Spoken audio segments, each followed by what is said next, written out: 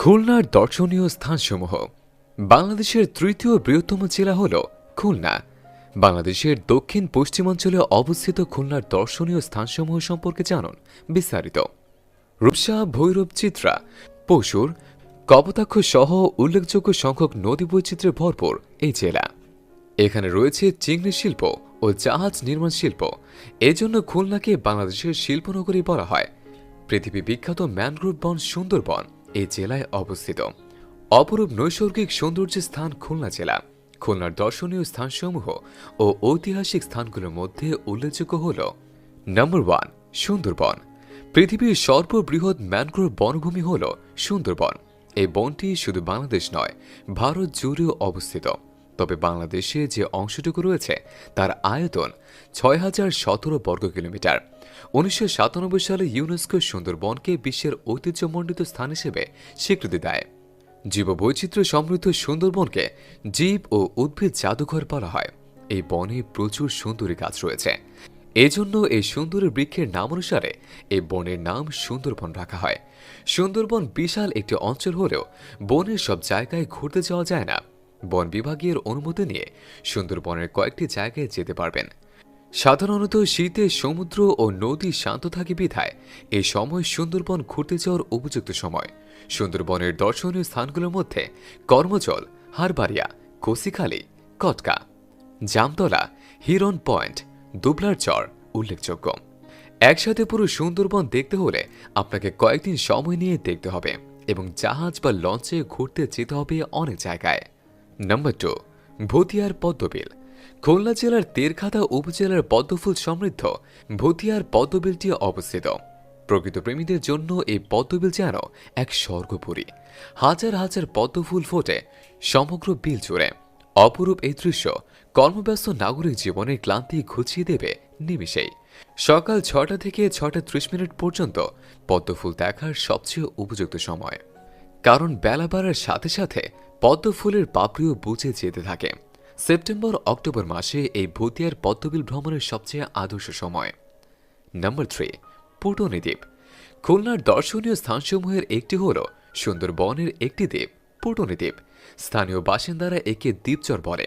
সমুদ্র আর ঘন বনাঞ্চলে মাছ দিয়ে আছে সবুজ ঘাসের প্রান্তর এবং আঁকাবাঁকা খাল। জোয়ারের সময় পুরো এলাকা ভাসমান থাকে আর ভাটার সময় দেখা মেলে ধু ধু বালু চরের। সূর্যাস্তের মনোরম দৃশ্য দেখা যায় আরপাঙ্গাসিয়া নদী এবং বঙ্গোপসাগরের মোহনায়। হরিণ আর মাছের অভয়ারণ্য হওয়ার কারণে পুটনি দ্বীপে জেলে ও সাধারণ মানুষ তেমন আসে না, তবে অনেকে কাঁকড়া আহরণ করতে পুটনি দ্বীপে এসে থাকে।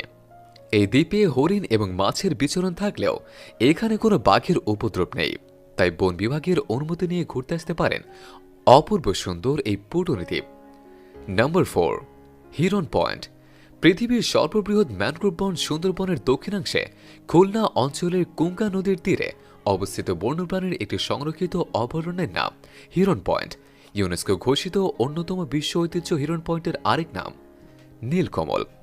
অভয়ারণ্য হওয়ার হিরন পয়েন্টে সহজেই বানর, হরিণ, বাঘ সহ নানা প্রজাতি বন্যপ্রাণী, সরীসৃপ ও পাখিরা নিজেদের নিরাপদ প্রাকৃতিক আবাসস্থলে পরিণত করেছে।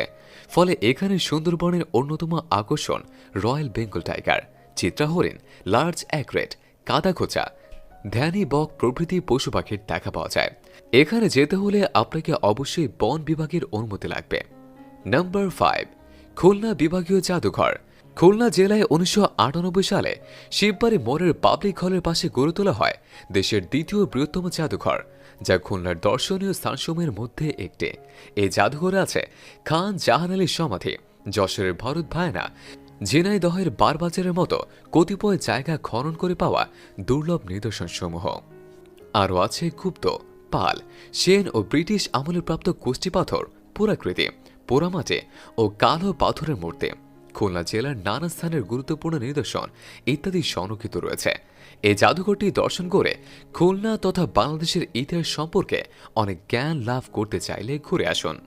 নম্বর 6, খান জাহান আলী সেতু। খুলনা জেলার সাথে দক্ষিণাঞ্চলের সব জেলা ও মংলা বন্দরের সাথে সড়ক যোগাযোগ স্থগিত হয়েছে রূপসা নদীর উপরেই গড়ে ওঠা খান জাহান আলী সেতুর মাধ্যমে। তাই এই সেতুটিকে খুলনার প্রবেশদ্বার বলা হয়। 1.60 কিলোমিটার লম্বা সুন্দর এই সেতুটির ওপরে পুরো খুলনা শহরটি দেখা যায়। তাই এই সেতুটি দেখতে যেতে পারেন খুলনায়। নাম্বার 7, রবীন্দ্রনাথ ঠাকুরের শ্বশুরালয়। খুলনা শহর থেকে মাত্র 19 কিলোমিটার দূরত্বে ফুলতলা উপজেলার দক্ষিণ ডিহি গ্রামে রয়েছে এক সময়ের জাঁকজমকপূর্ণ রায়বাড়ি তথা রবীন্দ্রনাথ ঠাকুরের শ্বশুরালয়। বর্তমানে এটি রবীন্দ্র কমপ্লেক্স নামে পরিচিত। এখানে রয়েছে রবীন্দ্রনাথ ঠাকুর ও তার পত্নীর আবক্ষ ভাস্কর্য, দ্বিতল ভবন, ঘন সবুজ বাগান, পানের বরজ এবং নার্সারি। এই স্থানটি দর্শন করতে যেতে পারেন। নাম্বার 8, করমচল পর্যটন কেন্দ্র। খুলনা জেলার আরেকটি দর্শনীয় স্থান হল করমচল পর্যটন কেন্দ্র। এটি সুন্দরবনের পশুর নদীর তীরে অবস্থিত। বন বিভাগের তত্ত্বাবধানে মংলা সমুদ্র বন্দর থেকে প্রায় 8 কিলোমিটার দূরে 30 হেক্টর জমির ওপর পর্যটন কেন্দ্রটি তৈরি হয়েছে। একদিনে সুন্দরবন ভ্রমণ স্বাদ নিতে করমচল হচ্ছে সবচেয়ে উপযুক্ত জায়গা। এখানে রয়েছে কুমির, হরিণ, রেসাস বানর সহ নানা প্রজাতির পশু পাখি। এছাড়াও এখানে নির্মিত হয়েছে কাঠের ট্রেল টাওয়ার।